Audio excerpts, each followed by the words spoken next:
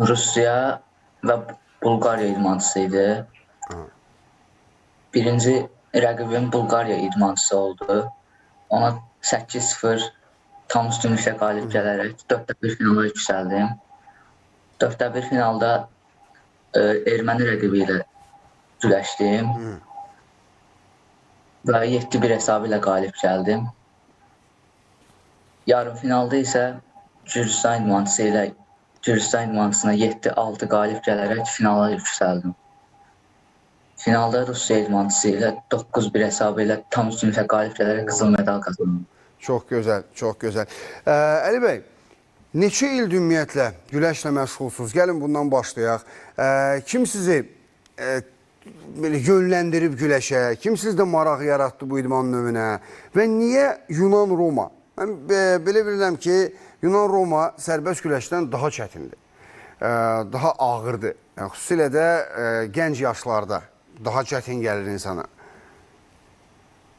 Mən artıq 5 ildir güləşlə məşğulam. Üzr istəyirəm, neçə yaşından? 10 yaşımdan mən güləşlə məşğulam. Artıq 7 ildir ki, güləşlə məşğulsuz. Mən atam mən idmana yazdırdı. Əslində biz bilmirdik sərbəst və Yunan-Roma güləşi ayrılıb. Siz yəni əvvəldən bilmirdiniz onu? Yunan-Roma güləşinə gəldim. Mənə dedilər ki, burada qurşaqdan yuxarıdır güləş. Ondan sonra mən bildim. Yəni, sizin atanız sizi güləşə yazdıranda siz bilmirdiniz ki, güləş iki cür olur. Yəni, Yunan, Roma və sərbəst güləşə bölünür. Məşqə başlayandan sonra sizə dedilər ki, qurşaqdan yuxarıdır. Bəs siz ondan sonra dəyişmək istəmədinizmi güləşi? Xeyr, dəyişmək istəmədim. Elə Yunan-Roma güləşi ilə davam elədim. 17 yaşınız var, Əli bəy. Artıq Avropa çempionusunuz. Bu isə gələcəkdə artıq sizdən böyük nəticələrin gözlənildiyi deməkdir.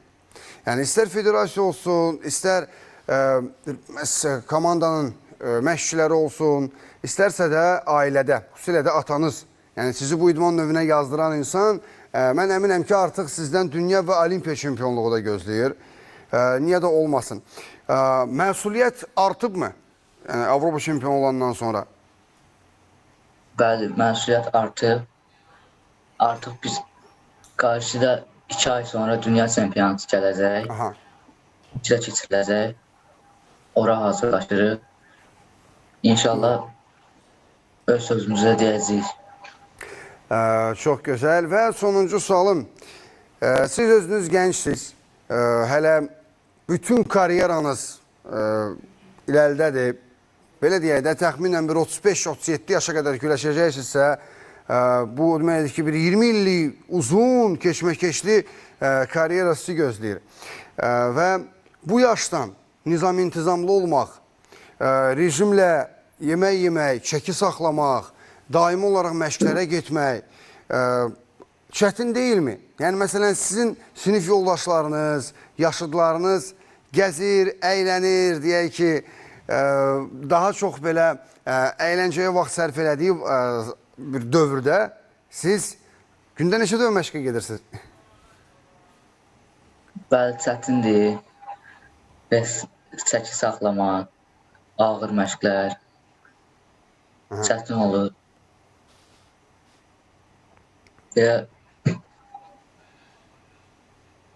Bizim yaşlılarımız bəli əylənirlər. Amma biz əziyyət çəkirik. İnşallah bəhrəsində görərik.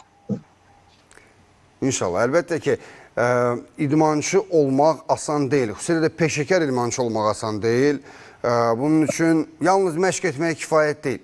Bunun üçün bütün həyatını idmana sərf etməlisən. Məsələn, bu gənc yaşda sinif yoldaşları gedib parkda gəzəndə siz çiyninizdə çanta ilə məşqə gedirsiniz, yarışa hazırlaşırsınız, müəyyən pəhriz saxlayırsınız, çekini qorumağa çalışırsınız, artırmaq, azaltmaq və digər məqamlar. Bunlar heç də asan deyil.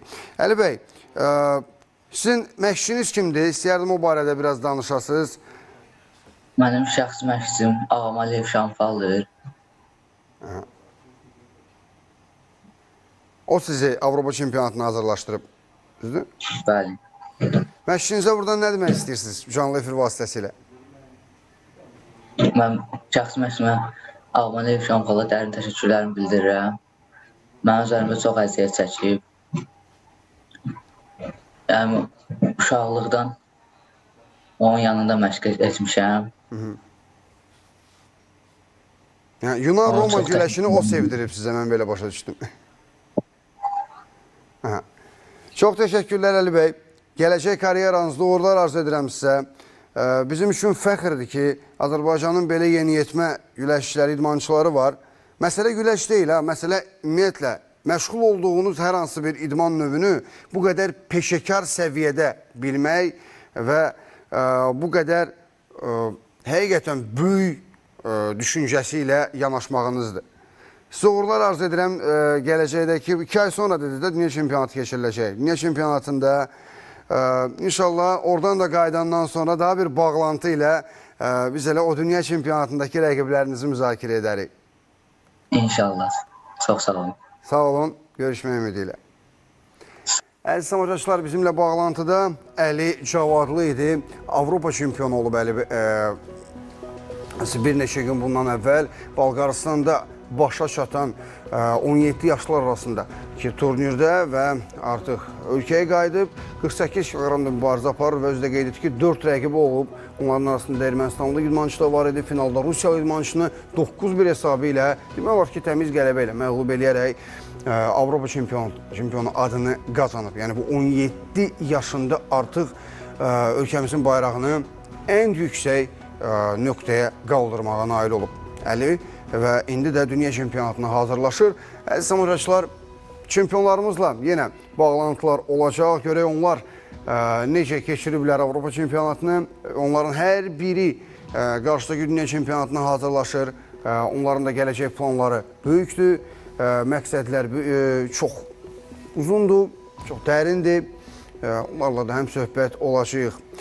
Əziz tamaşaçılar, proqramımız devam